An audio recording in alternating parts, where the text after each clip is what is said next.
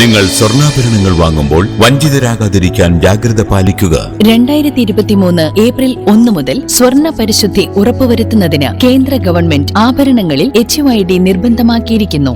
100% ആഭരണങ്ങളും HUID മുദ്ര ചെയ്ത മലയോര മേഖലയിലെ ഒരേയൊരു ജ്വല്ലറി പടിഞ്ഞാത്ത് ഗോൾഡൻ ഡയമണ്ട്സ്, ചെറുപുഴ, ആലക്കോട്, പാടിയൊട്ടിച്ചാൽ ഹോൾസെയിൽ